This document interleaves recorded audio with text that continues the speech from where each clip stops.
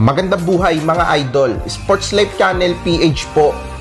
Ang tunay na dahilan kaya sila natanggal sa lineup ng Gilas.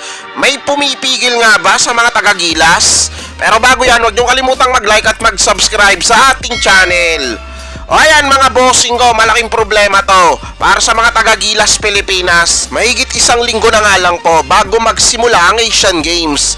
Mukhang matatanggalan pa ng mga players ang Gilas. Sa naunang isinimiti kasi ng SBP sa mga players na lalok sa Asian Games, wala sa original na listahan ng mga pangalan nila Calvin Abueva at ni Jason Perkins.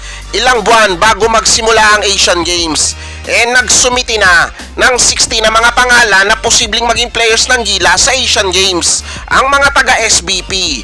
Ang mga nasabing players na yon, pinili pa ng noon namumuno sa Gilas na si Coach Chot Reyes, na doon pagbabasihan ng organizer ng Asian Games kung sino-sino mga players ang lalaro para sa Pilipinas.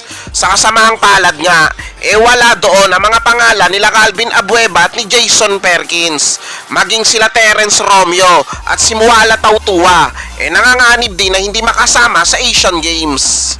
Kapag nangyari yan, parang biglang nalugunan ang ating Gilas sa Asian Games. Ngayon, aapila daw ang mga taga-SBP sa pamunuan ng Asian Games sa China para maayos ang problema sa lineup ng Gilas.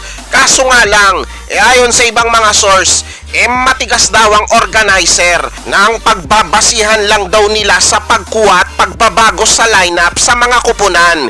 Yung nakalista lang dapat. Kaya mukhang talagang may kalabuan na yung ibang mga players natin na hindi nakasama sa original na naisumiting roster ng mga taga-Gilas para nga sa Asian Games.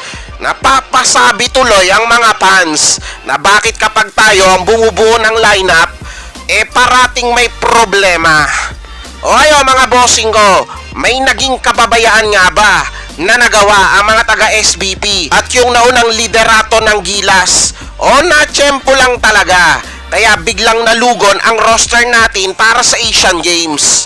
Okay, comment nyo na yan sa ating comment section. Nga pala mga bossing ko, may FB page tayo, Sports Life Channel PH ang pangalan. Pa-like and follow naman.